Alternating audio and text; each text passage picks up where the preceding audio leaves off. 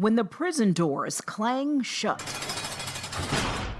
leaving loved ones on the other side, in particular the children, daughters, and sons like 15-year-old Gavin. So my dad being in prison, he was in prison before I was born, and then he got out, I believe, and then 2 years later, he went back in, and he's been in prison ever since I was born. So I've never seen him before. I've talked to him on the phone before, but pretty much my whole life, yeah, he's been in prison. What that does to a kid, the impact on millions of children.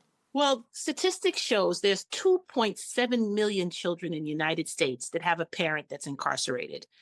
And what is really astounding about this number is that statistics also shows that 70% of them, if not for some level of intervention, repeats the cycle either as a juvenile or an adult. This target population I just felt was ignored. They will be forgotten no more, thanks to an organization titled Children of Promise. We go inside their world in Blackland. And now, as a brown person, you just feel so invisible.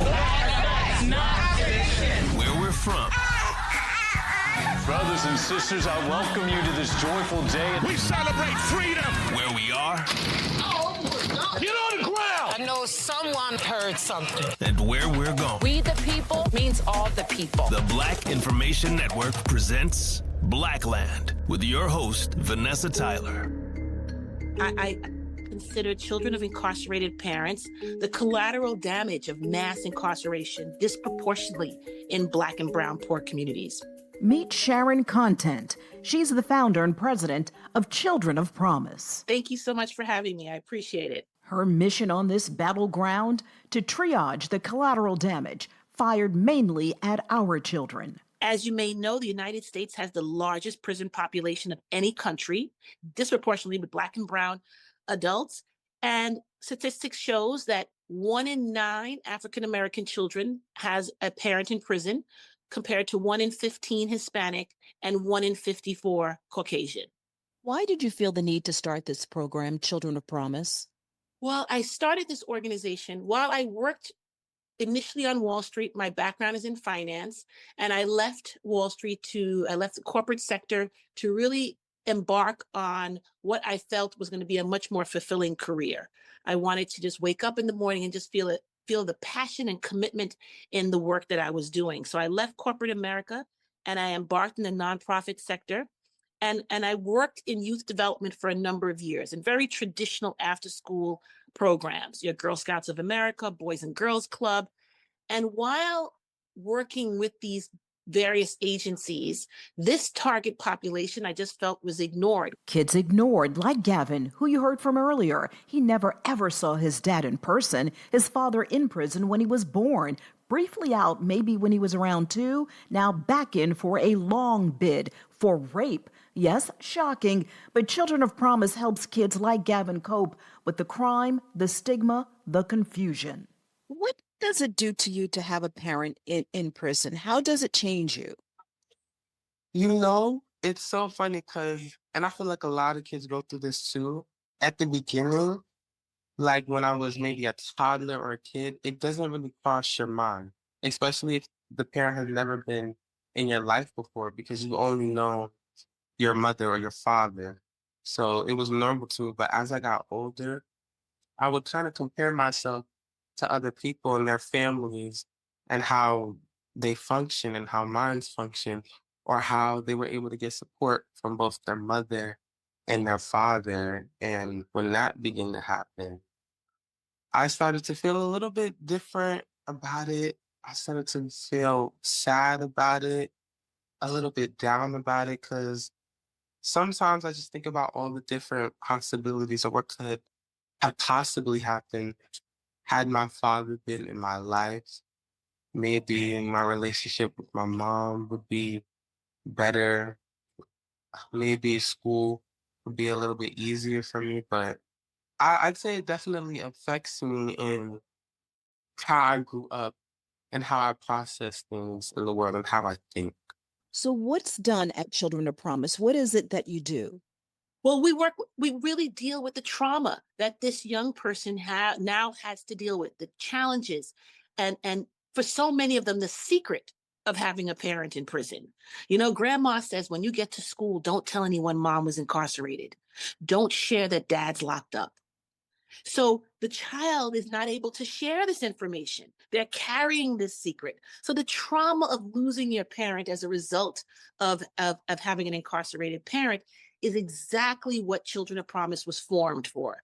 Our organization is specifically designed to work with families impacted by incarceration. So it's a very unique and innovative model. So while it looks very much like your traditional after school program, when you walk in, you'll have your sports, your basketball, your computer lab, you'll have all of your traditional after school services. But what makes us most unique is that we infuse mental health in all aspects of our programming.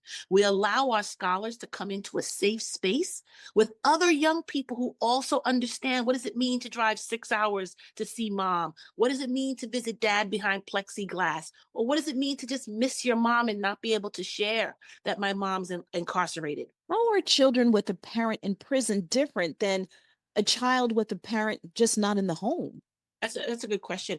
I feel that children that lose a parent as a result of incarceration is very different from a child who may lose a parent as a result of death, military deployment, divorce.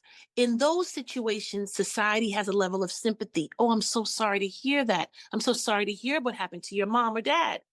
But when a child has an imprisoned parent, that same level of empathy does not exist. The child is wearing the burden of their parents' incarceration. Very big difference. Gavin agrees it is different. I believe some of my classmates understand because I have some friends who have issues with their fathers too, or some friends whose fathers are not actively in their life, but they do still talk to them and they've seen them before. But I definitely think that they would understand when your mom is kind of the only person who's supporting you and you really live in a one parent household. They're able to share experiences where they understand. The child sitting next to them understands so many of what they're going through. I was talking to mom last night on the collect call and the call got disconnected. Our young people understand these similar experiences, and being able to bring them into a safe space is a very unique and innovative idea. And that includes cutting through the razor wire, keeping families apart. The connection to the imprisoned parent is absolutely one of the major components of our program. Right now, we have an initiative called Bond Beyond Bars. And that is a campaign totally designed in how do we keep the family connected? And that's through letter writing, virtual visits, virtual televisitation, in-person visits. We take the families to the various prisons. And as well, we also do email through the various apps that the prisons allow. This organization also has been a godsend for the parent on the outside. And joining us right now is Jennifer Santos, who had someone in prison and needed Children of Promise as well. Jennifer, welcome. Hello, Vanessa. Thank you for having me. What made you seek out Children of Promise? Yeah, so I live here in Bronx, and around the COVID time is when my husband became incarcerated due to a drug-related matter. So at that time, me and my 2 children were really going through a lot. I didn't know what to do. I wasn't sure who can I talk to. So I went to a local church, praying. I was going to, my school where the children go to, PS 28. And there they talked to me about Children of Promise because they pick up children there for after school. So when the coordinator talked about, hey, this is available for you, given that my husband was incarcerated, I was able to talk to the director there and really share my experience because I felt alone. So after I talked about it, I felt like, wow, I have someone in a place where me and my kids have someone who will listen to us and not judge us. Jennifer Santos says her children were misbehaving at school, not doing homework when her husband got locked up. They really didn't have much of an appetite. They were just so disconnected. So when I saw that, I really needed to get that extra help for my kids because they're my priority. How are the kids today? They're doing so much better. I mean, it has been a whole 180 since then when this was affecting us to now we're able to cope. The children now, they are able to open up about their feelings with their therapist that they meet. They're able to be more interactive. I see a big change, and I owe it all to Children of Promise because, again, having that space where they can just be themselves and be heard really helped their self-esteem. And it really helped me as well with my own therapy because they have clinicians there, and I was able to talk to someone whenever I just needed that boost up to feel much better. Children of Promise has been keeping families together for 15 years now, and Sharon Content has noticed a twist. Lately, it's not only fathers behind bars. One thing we recognize now, there's more mothers in prison. We recognize the increase in the women that are serving time. We recognize the difference in, with televisitation, some prisons are not really supporting in-person visits. They're really trying to remove themselves from that. But we recognize and we realize that there is an importance in visiting your mom or dad in person. How do we still keep that connection so that child still feels and understands that mom and dad loves them, but mom made a mistake, dad made a mistake, and it doesn't reflect on you. It's especially vital for the children to know that, something Gavin is dealing with quite well. You can't sit around and complain because that's what a lot of people do, even myself. We go on the internet sometimes and just complain about how the world is. We look at things and then as soon as we're done, we just go back to our lives, continuing to live in what we despise, what we don't like. You have to be courageous enough to be the change that you want to see. If you think something shouldn't happen, you think something is bad, no matter if you post something on the internet or you go outside, maybe just talk to family members or friends, just get the word out. You should be the change that you want to see. Wow, that is excellent advice. And how certain are you, and what steps have you made in your life to make sure you don't end up like your dad? That has crossed my mind a lot of times. The steps, definitely. I've always, when an opportunity is given to me, I've always wanted to take it. When I was younger, I used to be a little bit more insecure, scared to do things. But now that I'm getting older, I just make sure to take every opportunity that is given to me. And you have made up already in your mind that you're not going to follow your father's footsteps. Yes, I've definitely made that up in mind, but I've also decided that I'm not gonna hold a lot of things to him because he does call me and he sees how I'm doing. He makes sure I'm okay, and I never want to just permanently judge somebody's entire life based off of the bad mistakes that they made, even if they are terrible. I still have like that space open to give him a chance and to talk with him. Again, Gavin is 15 now. He thinks his dad will be out for his horrible crime when Gavin is 19. All his childhood with a father behind bars. So you've been through a lot, and I'm sure other kids know, but being with Children of Promise, you have kids around you who definitely know what it's like. That's got to be comforting for you. Yeah, it is. One of my closest friends actually here. Her name is Gabby. We had discussions about what our fathers did too.